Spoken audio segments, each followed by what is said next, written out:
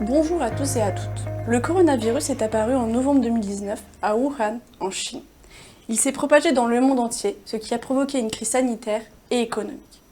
Le virus est apparu pour la première fois en février 2020 en Europe. Les 27 États membres ont été touchés différemment. En effet, ils n'ont pas eu les mêmes capacités pour affronter la pandémie.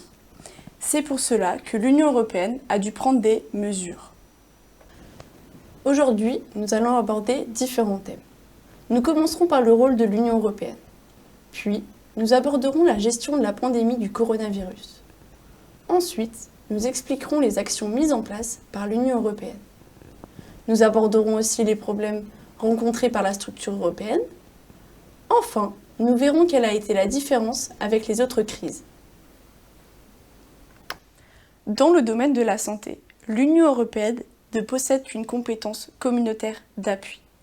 En effet, elle encourage la coopération et complète les politiques nationales, sans s'y substituer. Les États membres gardent donc la main mise sur leur politique de santé. L'Union européenne ne peut pas prendre de décision pour les États membres, elle peut seulement suggérer. L'Union européenne a cherché à contribuer à une bonne coordination entre les pays membres. En effet, elle a facilité la gestion de la pandémie. Cependant, les débuts ont été très compliqués. Les États membres sont rentrés dans une sorte de compétition. C'était la course pour avoir le premier vaccin ou bien pour avoir les premiers masques. Mais progressivement, l'Union européenne a réussi à reprendre son rôle de coordinateur et a réussi à ce que les pays membres s'entraident et s'assemblent. Nous allons recevoir en direct Maëlys, journaliste professionnelle. Elle nous expliquera donc les actions mises en place par l'Union européenne. Bonjour Maëlys. Bonjour Coraline. Alors je suis actuellement devant la Commission européenne. En effet, l'Union européenne a dû prendre de nombreuses décisions, mais surtout établir une stratégie globale. Le but de l'Union européenne était de mettre tous les États membres sur un pied d'égalité. L'institution a donc fait différentes propositions pour maintenir une cohésion, comme les restrictions sanitaires, donc le couvre-feu ou encore le pass vaccinal. De plus, l'Union européenne soutient le secteur de la santé européenne.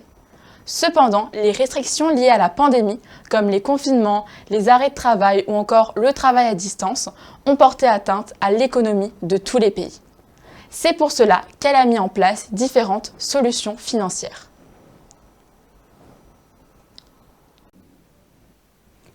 Même si, sur l'aspect financier, l'Union européenne a été plus qu'active, on a pu retrouver différentes contradictions.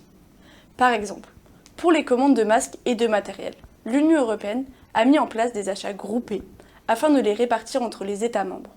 Cependant, ces derniers ont continué de faire des achats individuels car certaines procédures européennes étaient trop longues.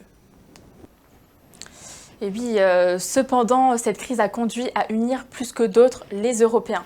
En 2008, lors de la crise économique, les pays membres de l'Union européenne avaient refusé de contracter un prêt commun pour aider la Grèce. Aujourd'hui, il en va tout différemment. Les pays membres ont en effet accepté de contracter un prêt commun de 750 milliards d'euros, ce qui ne s'était jamais produit. Merci Maëlys. Même si l'Union européenne n'a pas de compétences sanitaires propres, elle a agi face à la crise du Covid-19 pour épauler les États. Au-delà des mesures prises par l'Union européenne, la crise a contribué à davantage d'intégration, scellée par l'emprunt commun de 750 milliards d'euros.